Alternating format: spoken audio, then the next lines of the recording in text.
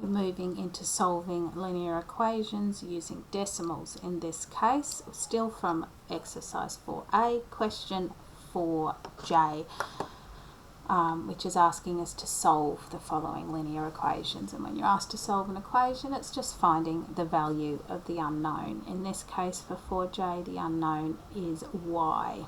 Okay, so we want to get y on its own. I've got this 2 hanging off onto the side, so I'm going to take 2 from both sides. So therefore negative 0.2y, we keep the sign with us, equals 2 take 2, obviously that's our 0, and then 1.5 take 2 is going to give me negative 0.5. Obviously if you have issues subtracting decimals, just pop it into your calculator. There's nothing wrong there.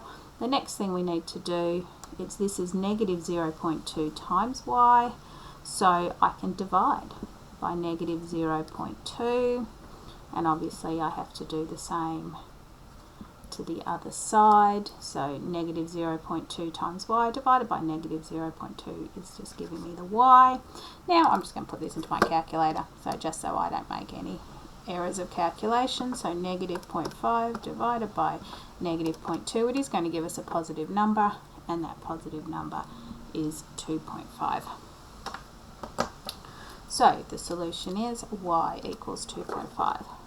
Alright, so we're moving into one that scared quite a few of you when you were given it in one of the class exercises, so let's just go through it. I've got 1.8d plus 2.7 equals 1.4d take 1.5.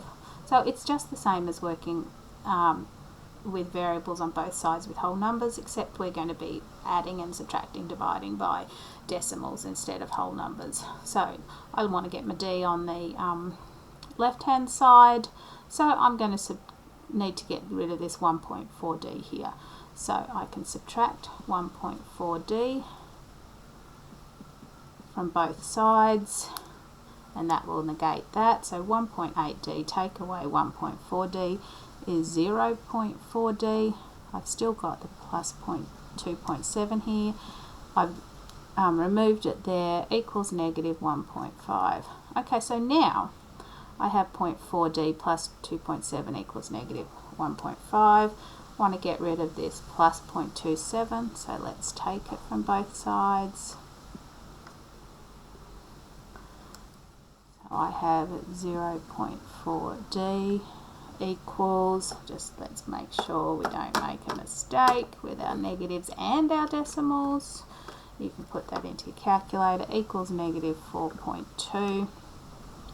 Still haven't quite solved it, remembering that's the same as 0.4 times d, so we can divide both sides by 0.4 to get our answer. Going to be a negative answer, so therefore d equals negative 10.5. Just the same as working with whole numbers.